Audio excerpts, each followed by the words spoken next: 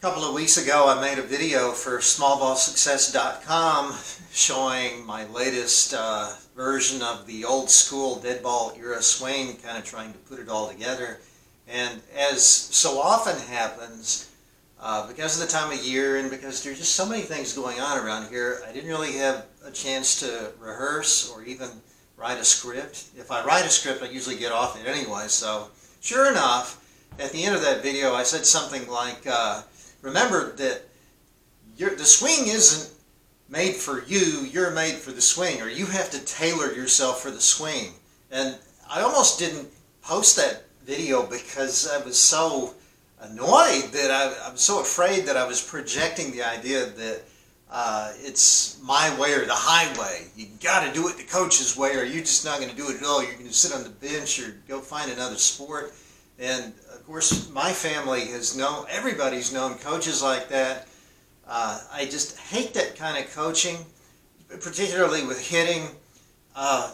There are so many aspects of hitting that have to do with, and we say this, it's small ball success. It's just the whole thing about small ball. If you have a shorter, usually broader body type, there's a kind of hitting that's more your style and maybe not so much for the big tall guys.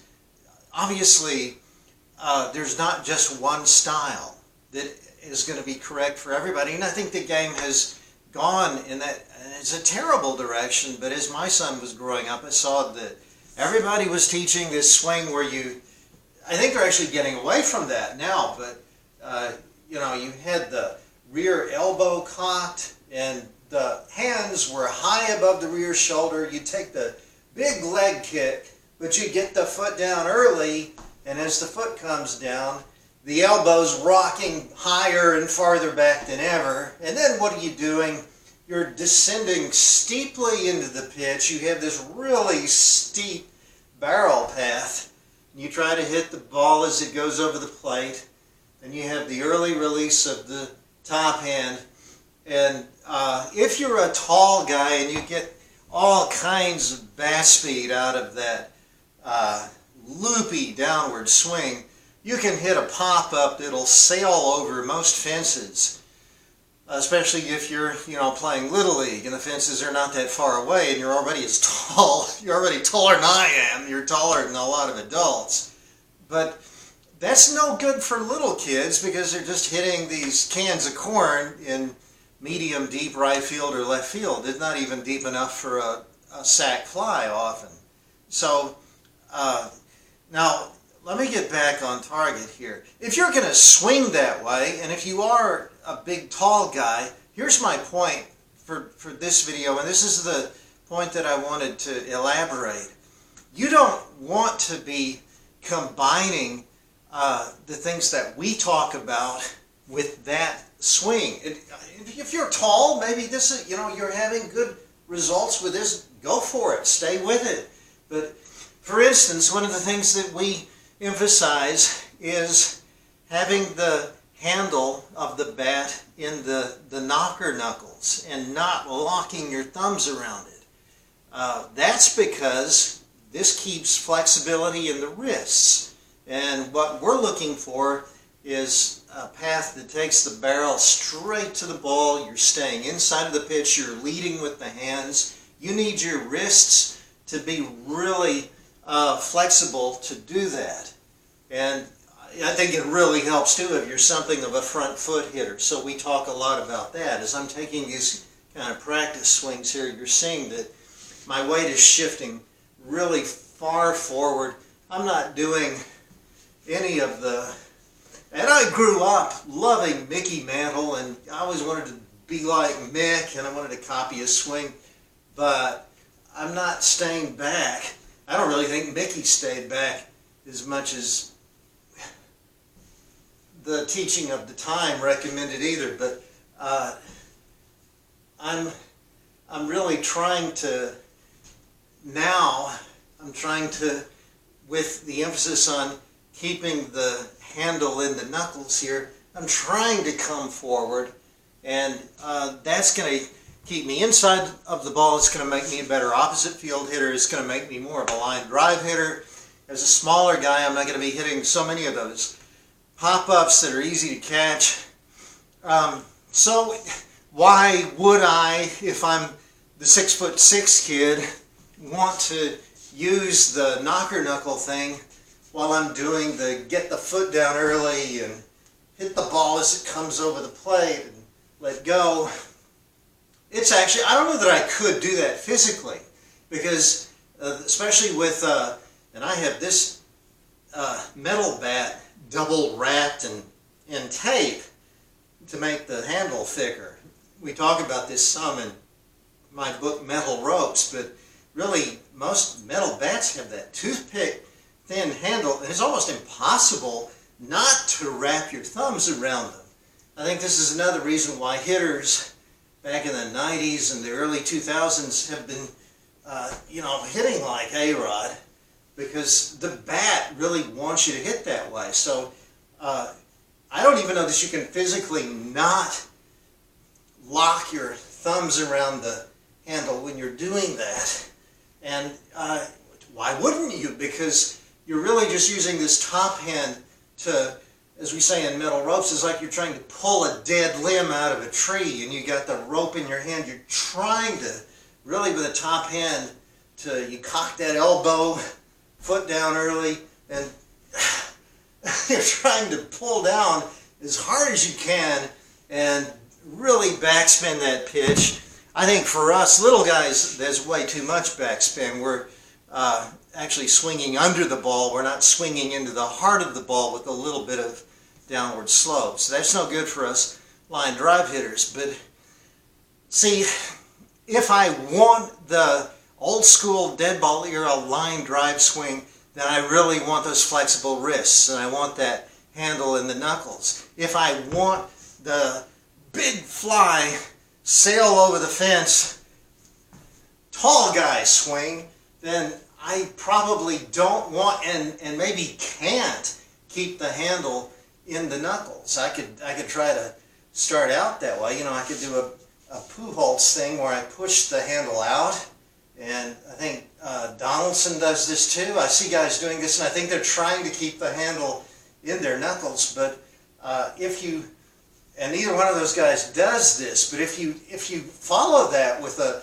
real lift of the rear elbow, you notice that the handle is just going to end up locking back in your thumb anyway. So what am I trying to say here? I'm trying to say that there's no point in trying to go down the salad bar and pick an element of this swing and combine that, and pick an element of that swing because your favorite player hits that way, and you're trying to mix all this stuff up and come out with something that's uniquely you.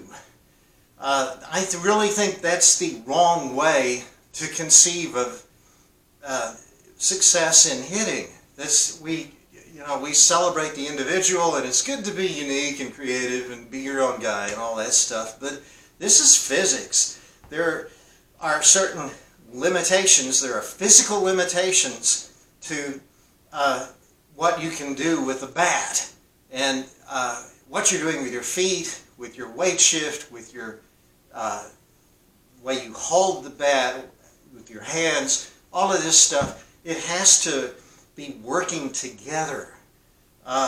You have, two arms and two legs. You have certain physical parameters that all human beings have, and if you're trying to go for a certain result, you have to follow certain rules to get there. You can pick your special swing, but within that swing, there are certain rules that you're going to have to abide by to get the most out of what that swing has to offer. Again, if you're a big tall guy and you're looking for the big fly, then do everything that swing requires. You're probably gonna